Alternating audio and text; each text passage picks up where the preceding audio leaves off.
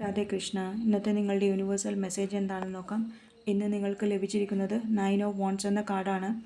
നിങ്ങൾ നിങ്ങളുടെ ലക്ഷ്യത്തിലേക്ക് വളരെ അടുത്തെത്തിയിട്ടുണ്ടെന്നും ഇതുവരെ എത്താൻ നിങ്ങൾ ഒരുപാട് സാക്രിഫൈസ്, സംഘർഷങ്ങൾ, സമ്മർദ്ദങ്ങളൊക്കെ നേരിടേണ്ടി വന്നിട്ടുണ്ടെന്നുമാണ് ഇവിടെ യൂണിവേഴ്സ് സൂചിപ്പിക്കുന്നത്. അങ്ങനെ അത് കാരണം കൊണ്ട് തന്നെ ഒരുപക്ഷെ സംഘർഷങ്ങളും സമ്മർദ്ദങ്ങളൊക്കെ കൊണ്ട് കാരണം തന്നെ നിങ്ങളിപ്പോൾ കുറച്ച് ടയേർഡാണെങ്കിലും ഇനിയും നിങ്ങൾക്ക് കുറച്ച് ദൂരം കൂടെ പോകാനുള്ള എനർജിയും ഊർജ്ജവും നിങ്ങൾക്ക് ഉണ്ടെന്നുമാണ് പറയുന്നത്. അങ്ങനെ സ്ഥിര ഉത്സാഹത്തോടു കൂടി മുന്നോട്ട് പോകുമ്പോൾ എന്ത് ഗൈഡൻസാണ് യൂണിവേഴ്സ് തരുന്നതെന്ന് ചോദിച്ചപ്പോൾ വന്നത് 9 ഓഫ് പെൻറ്റക്കിൾസ് എന്ന കാർഡാണ്.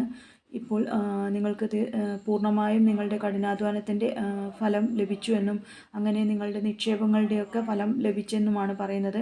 അങ്ങനെ നിങ്ങളിപ്പോൾ ഏത് നിലയിലാണോ ഉള്ളത് നിങ്ങളുടെ എല്ലാ രീതിയിലും നിങ്ങളുടെ ആ നില മെച്ചപ്പെടുത്തി സാമ്പത്തികമായും ഭൂമി സംബന്ധമായും നേട്ടങ്ങളൊക്കെ എടുക്കാൻ കഴിയുമെന്നാണ് യൂണിവേഴ്സ് പറയുന്നത്.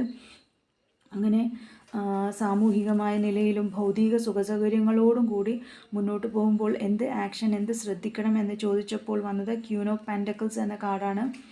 നിങ്ങളുടെ